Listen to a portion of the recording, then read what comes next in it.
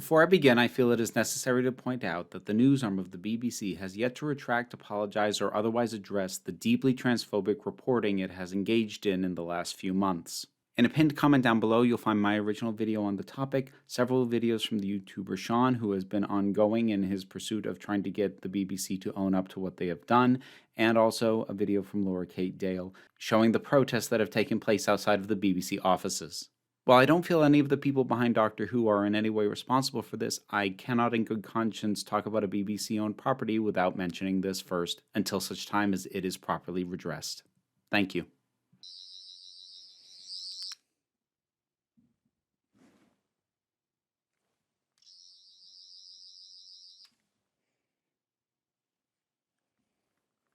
I'm not sure I trust him now.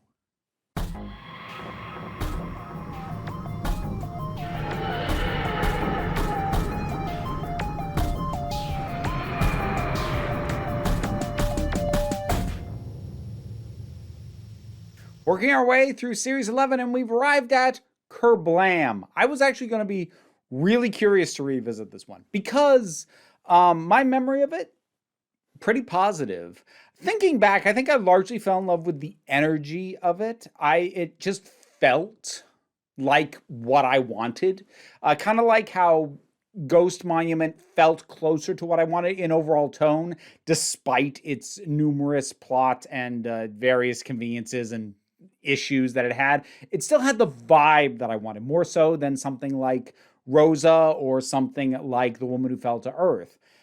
Kerblam captured a vibe that I liked, and I remember liking it at the time. Now, since then, I've seen a lot of very harsh criticism, basically calling it an episode that is a defense of Amazon and that the Doctor has become like some kind of hyper-capitalist or something like that. And having now rewatched it, with those criticisms in mind, I don't think that's fair.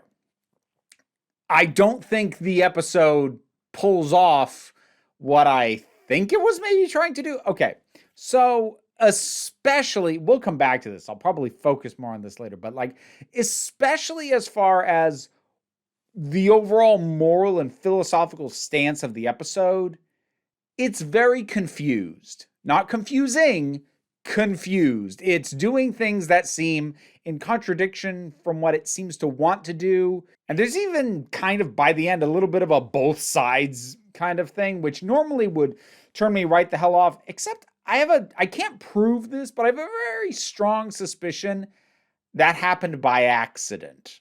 I'll talk more about that when we get there. But let's just kind of talk about it as we get through it.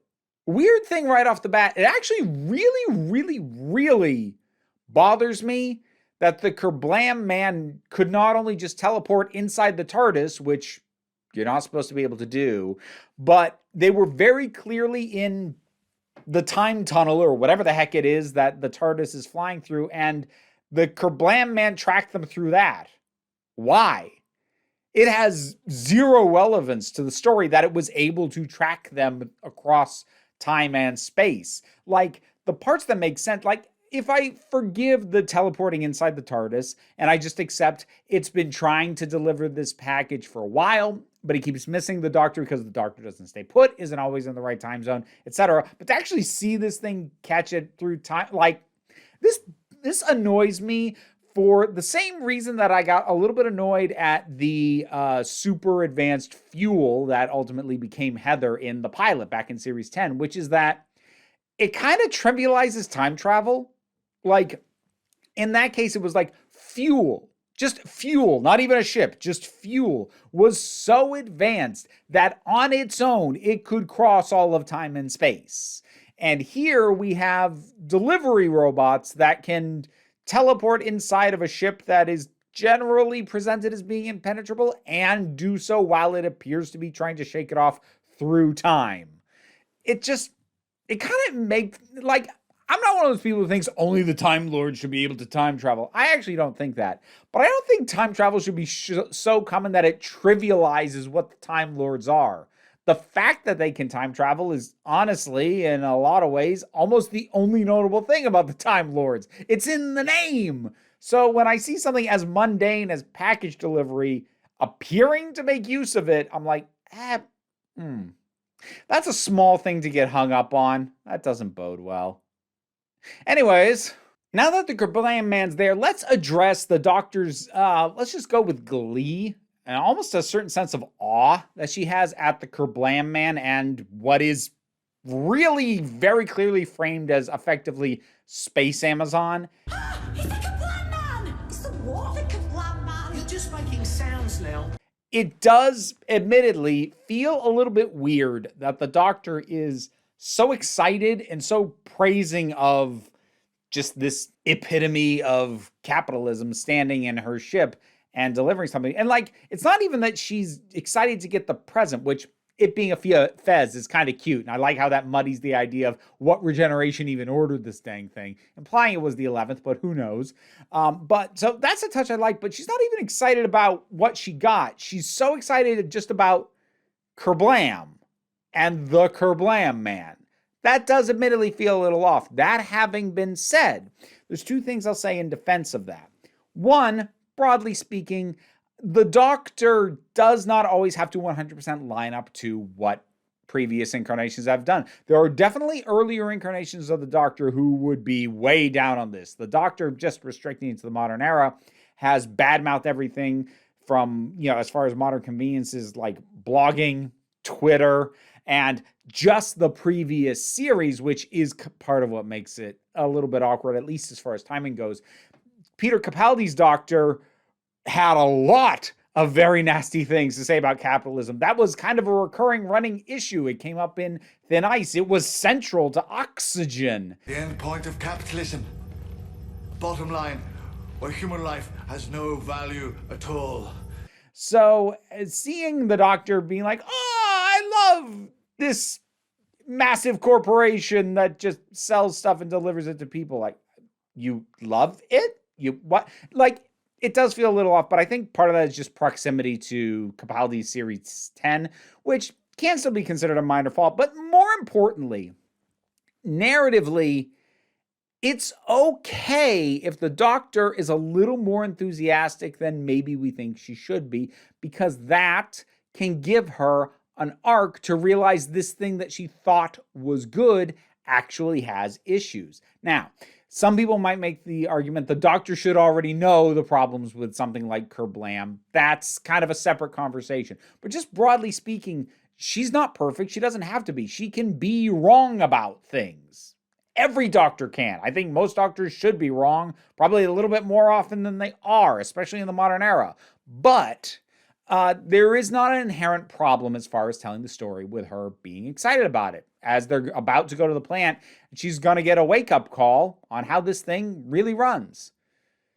Does she actually get that wake-up call? That's a little hazier, but as far as setup goes, there isn't a problem with that in and of itself. Now, once we get there, this is actually probably one of the best instances of Ryan's dyspraxia being brought up and addressed because, well, actually, first of all, they use Ryan's actual working background, working in a warehouse, as a good bit of character moment. You see his just disappointment that they're at a warehouse, and you see his reservation about like, this is what I'm trying to escape. This is part of what I'm trying to escape from by traveling with the doctor. This is really what I'm going to be doing. He actually plays that really well.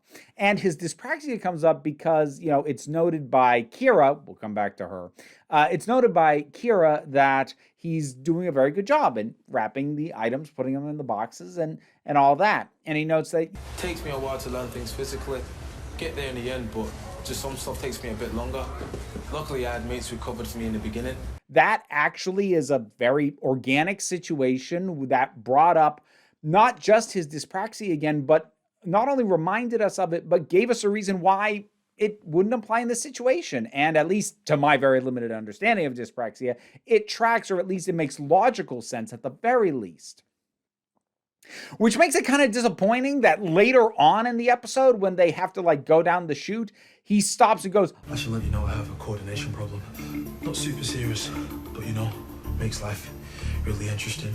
You already reminded us in the episode about his dyspraxia in a much better way. Why are you now laying it out just flatly like this? But, we get a couple of characters in this warehouse. And two of the big ones are Kira and Dan. And both Kira and Dan have death flags for days. And unsurprisingly, they both die. Now, if you've been watching this Take-Two review series, you might be thinking I'm about to call out yet again needless cruelty on the part of the writers. Chibnall didn't actually write this one himself, but on the part of the script. Again, I'm actually not this time, because I do think there's a significant difference between taking the time for us to actually get to know Kira, get to know Dan, get to see how they are affable, well-meaning, how Kira is very good-spirited, how Dan is, pushing himself forward through a job he doesn't enjoy, but for the sake of his daughter, and he tells lame jokes, and he's just happy to have somebody to laugh at them. These are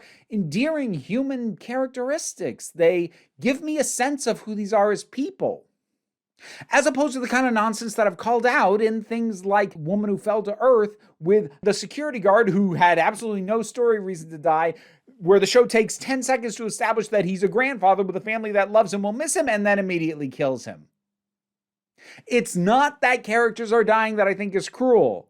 It is giving us one tiny detail just to twist the knife and be like, oh, he's got a family, and then immediately kill them. That's lousy as far as I'm concerned. This is not that.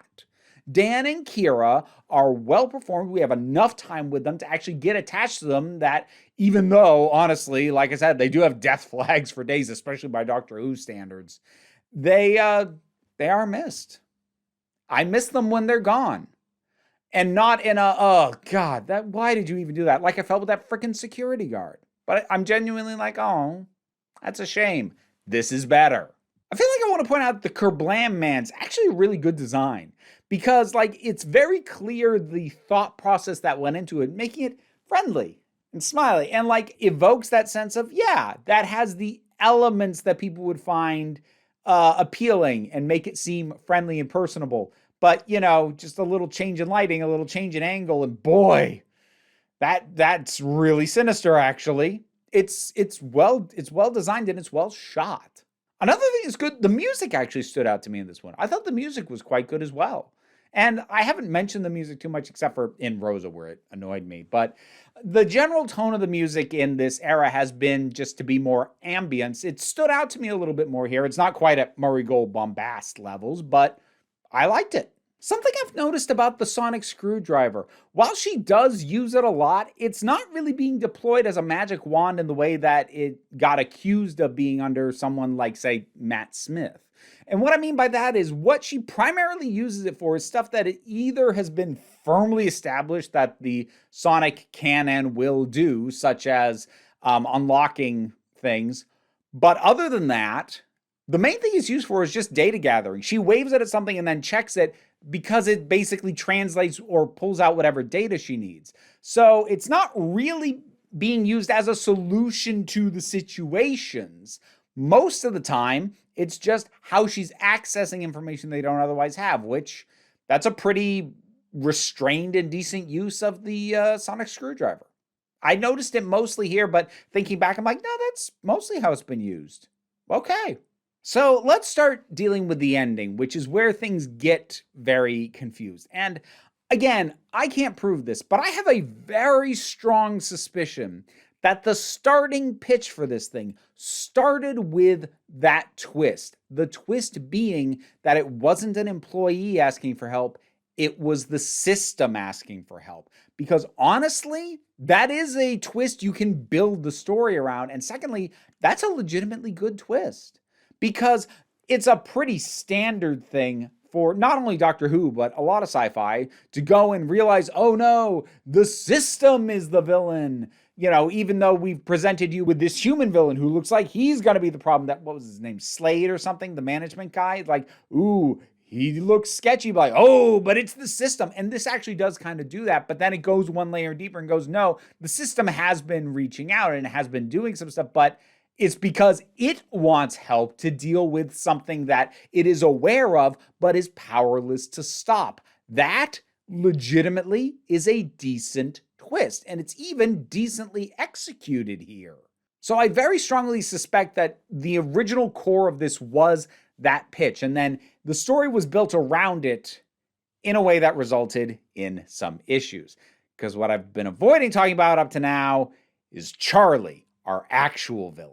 So Charlie is a maintenance man, and he has basically snuck his way into the Kerblam with the intent to make it appear as if the system failed on such a massive scale that they would have to dismantle it, because it gets addressed repeatedly throughout this episode that there are not enough jobs to go around, and the only reason that Kerblam even has 10% human workforce is because they are required to. So there are tons of people who don't have jobs, don't have work. It's being done by machines. And he sees a company like Kerblam as an embodiment of that problem. So here's where things get confused and muddled. Because, again, I've seen people make the claim that because Charlie is ultimately the villain, and he's someone basically going, we need work, workers' rights, etc., that this is, again, somehow intentionally praising corporations, Amazon in particular, because this is like an analog for them, and demonizing attempts to improve the work environment.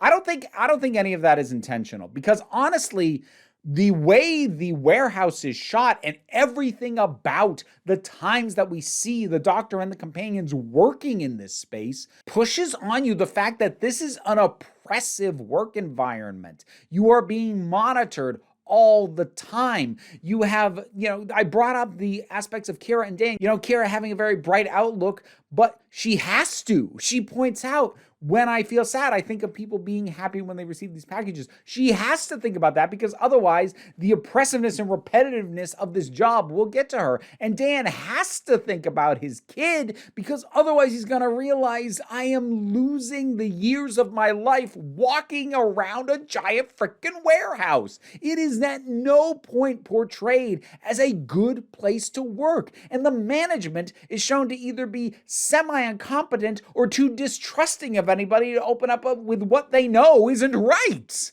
So I don't think this is at any point framing Kerblam as a good thing. However, once Charlie gets introduced, it all gets really muddied. So again, this is why I suspect that original pitch of, but it's actually a human villain and it was the system seeking help, kind of throws everything out of whack. Because if you're going to have a human villain, well, it has to be doing something in opposition to the system. And this kind of is a logical way to take that, but there's a number of problems. The first is, and we've got a few to go through here. The first is, Charlie is a straw man. If that's the price to change how everyone on Kandoka sees technology, then it is worth it for the cause. Charlie is an unreasonable human being. His conclusion that it is worth killing who knows how many hundreds, thousands, millions, we don't know, people is justified just to try and get people more jobs. And that is ridiculous, because even the most hardcore workers' rights individuals generally aren't saying, and we are prepared to not just allow, but ensure that people die to get what we want. Because that's the other thing. Like, he's doing terrorism. So it's already pushed him over the top, and he's just so unreasonable. Like, to the point that he doesn't even try, even after he realizes his plan isn't gonna work, and all these things are about to blow up around him. He doesn't even try to leave. He stops being a character as soon as he's revealed to be the villain and becomes a straw man. I don't think intentionally. I don't think he's meant to be a straw man of, unionization efforts or anything like that, but he becomes one by the necessities of making him the villain. And I kind of mentioned before that the episode kind of tries to both sides it with the conclusion in the coda. And I'm going to propose that Kerblam becomes a people-led company in future, majority organics. And that's treated and framed like a solution to the problem. But it's not. It feels like they're trying to validate Charlie's anger, if not his actions. But the problem is his entire perspective was already wrong, and this solution doesn't fix the problem. And I don't mean it doesn't fix the problem because, well, will that create enough jobs that everyone who needs a job will get one? That's not the problem either.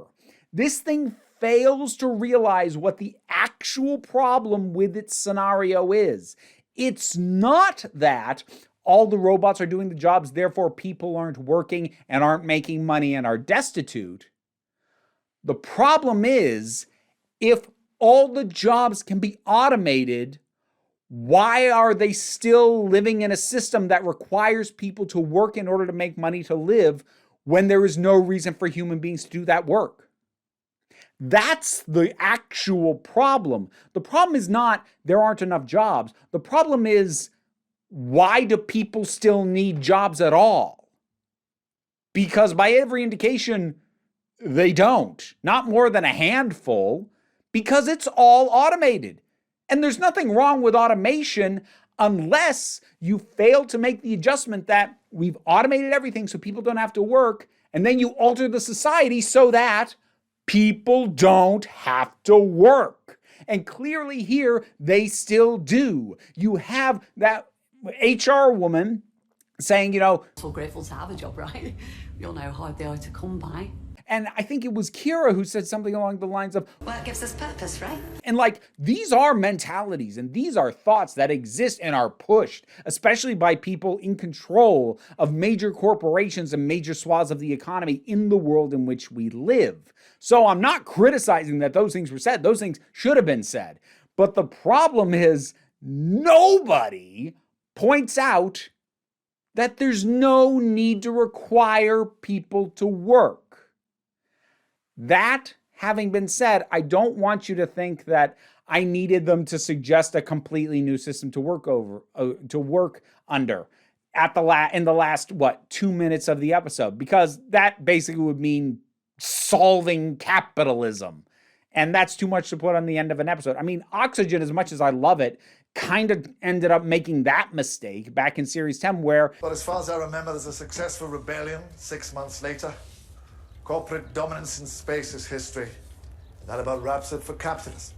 that's an overreach, which is a shame because that episode's awesome. So I'm not saying that's what they should have done, but somebody, whether it's the doctor, any of the companions, heck, it could be the management guy or the HR lady, somebody to at least point out, we really should be pushing to change the system so that the robots can just do the jobs and we aren't left destitute by not working.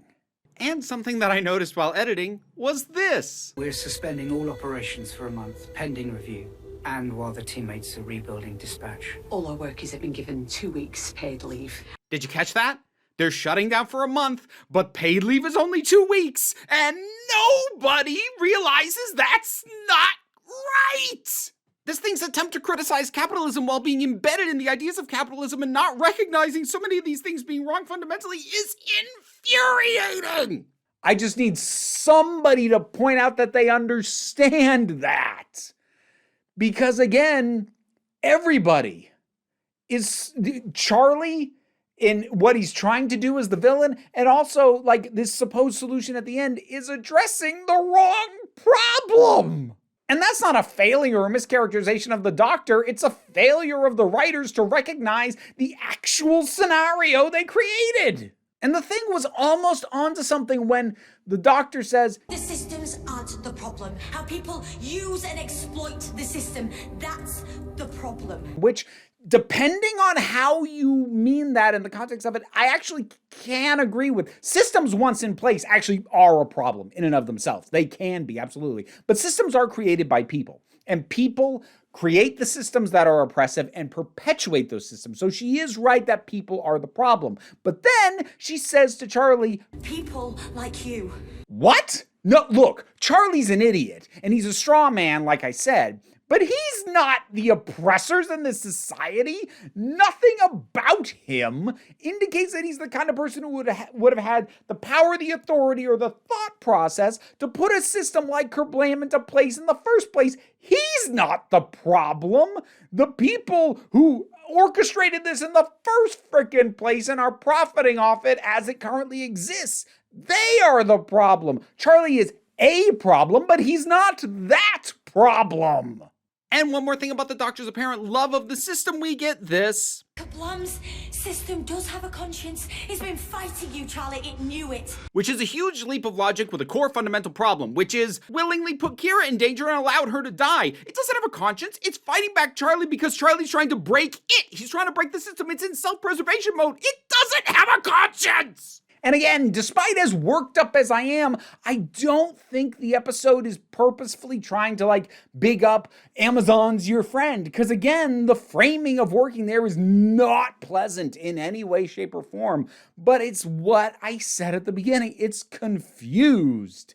It doesn't seem to realize what the actual moral message of this could be or should be given the setup they've created. Either they needed to alter the setup so that this framing was not as tone deaf, or they needed to change the framing into something that makes sense and actually addresses the freaking problem. Or at the very least, don't pretend like you fixed it, because you didn't. This episode is frustrating. Because like I said, there's a lot that's good here. This is some of the best characterization for the incidental cast that we've gotten. The companions are well utilized. The Doctor gets some clever bits of banter back and forth here and there. Like I said, I like the vibe and the energy of it. It has a rollicking adventure feel that I really enjoy. But, oh boy, it either thought it was making a different point than it was, or nobody stopped and really thought, wait, what point are we making here? And just let it lie in this mishmash state that it's in. Frustrating. This could have been great. As it is, it's almost good. Kerblam! What'd you think about it? Whatever your thoughts are, drop something down in the comments. Let's talk about it. Patreon. It's how I pay the bills, and I'm able to do this as my living. Any amount you're able to donate there is of great help. But even if you can't, like, share, subscribe, help me out. And there's links to other things that I do, such as Twitch, TikTok. I have books that are for sale, merch, etc., etc. But don't worry too much about it. What I really want you to remember is that you are beautiful, you are valid, and you are loved. You're the council. I'm just running the meetings. And until next time, this council is adjourned. Hey, end credits time, which means I need to shout out some patrons. This time I'm going to be shouting out Robin Moore, Zubin Litfala, Tarak, Oliver B., Melinda Walters, Imudelki, Leo the Boy, TT, Vernobulax the Poodle, Zach Paul, Eidolon, Tracy Scrabbit, Vincent Paul Bartolucci, Angry Kasparov, Toku BL Hoovian, Adam RDL Taylor, Shane Ross, Shayla Gourlay, and Brendan LaRose. You want to hear me mispronounce your name? Check out rewards on the Patreon. Thanks for all your support.